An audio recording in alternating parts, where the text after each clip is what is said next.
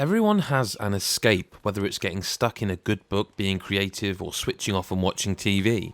Finding something that helps to provide temporary distance from real life is good for your health, and everyone needs some time to unwind and relax. For Ash, it's painting. Concrete Genie tells the story of a teenager struggling to adapt to a world far removed from the time he knew. The people of Denska have disappeared, pollution has swept the town, and bullies have become a constant worry for him. His story is one most can relate to. It's filled with times of loneliness, fear of the unknown, and being brave enough to stand up to the things that refuse to back down. The heart of Concrete Genie is in the beauty of creation. You spend the majority of the game turning factories, fish markets, power plants, and clock towers into works of art thanks to your paintbrush. The town of Denska is covered in polluted walls and buildings, and it's up to you to bring it back to life. As you go from zone to zone, ripped pages from your sketchbook fly through the streets, and by collecting them, it allows you to paint something new. Moons, flowers, rainbows, butterflies, and stars make up just a small portion of the things you can paint. Not only can you decorate Denska in bright mosaics of imagery, you'll bring to life friendly creatures called genies that help you solve various puzzles on your travels. Concrete Genie is an action-adventure game where you climb up buildings, jump across rooftops, swing from poles, and do whatever you need to evade the bullies and reach the next masterpiece you must paint.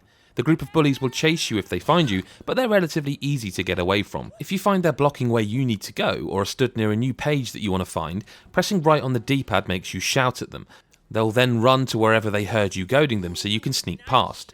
And each area of Denska is split up into zones, and the way you move forward is by lighting up bulbs that are draped around the town unlit. By using your paintbrush to light them all up, the next zone will unlock. Not only are there light bulbs to light up, but there are paintings that can be matched providing you have the correct images to do so, and painting over these unlocks concept art for you to view in the main menu. The act of painting is normally stress-free, but it does begin to get laborious, especially as you're painting the same thing for the 100th time. You bring up your paintbrush and your memory book, and from there you can flick through various menus to choose what you want to paint. The genies that can help you through the game are created when a chalked image on the ground of them is found. Once you interact with these images by pressing square, you can paint them onto a wall. A neat little addition to this is the variety of new items you can paint onto them, providing you can find pages within the town. Each genie has an elemental ability. Fire genies will burn down red tarp that may be blocking your path, electric genies power on fuse boxes that may open a gate, and wind genies blow boxes into a position where you're able to climb on them. But they can use their abilities in other ways too, and you can call them at any time, but they can only move between connecting walls, so you may have to lead them through Denska as they become a little trapped at times. Sometimes the genies might want you to play with them, such as a quick game of basketball or letting them do a bit of karaoke, and other times they'll want you to paint them a picture. If you keep them happy, they'll fill up your super paint meter. There are lots of walls that are covered in darkness, and super paint is the only way you'll be able to get rid of it so the genies can pass through. I adore the genies. They're cute, funny, and they always help you out when you need a hand, but the constant need to paint them a picture began to grate on me towards the end. Although Concrete Genie is mostly all about painting, something happens in the story that turns it into a different game. To say more here would ruin the surprise for you, but Pixelopus transforms the relatively peaceful painting adventure game into a tense and emotive story that does a fantastic job of pulling at your heartstrings.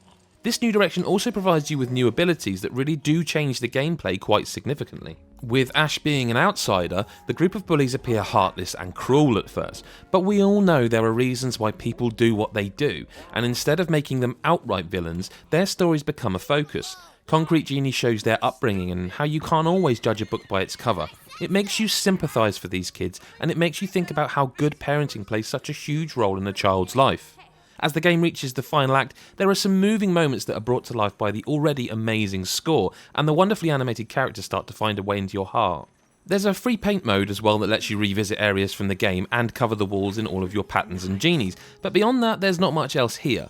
The VR experience is another mode that feels tacked on, but getting to spend time with your genie friend Splosh as you visit a colourful outdoor setting in the woods and paint it with some of your lovely stuff at least changes the setting and allows you to use the move controllers to create something special. Once you've played through Splosh's adventure, you get to free paint in VR, but again, it doesn't really make you want to spend too much time there. If you're a big fan of photo modes in games, Concrete Genie has you covered. It allows you to take lasting memories of your own creations, so that's another plus point. In the beginning, Concrete Genie is confusing and a little frustrating. There's a lot of explaining to do and plenty of exposition that is kind of the antithesis of what the freedom of creativity offers.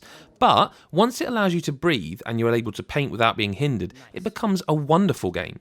The genies are delightful, the story is a moving journey of self-exploration and unity, and the chance to take a step back and look down over the town you've spent hours painting is a humbling experience. The painting does become more of a chore, especially when you're having to keep your genies happy, and the final act feels like it goes on for a little too long, but Concrete Genie is an inventive game filled with imagination and a whole lot of heart. I knew I could count on you.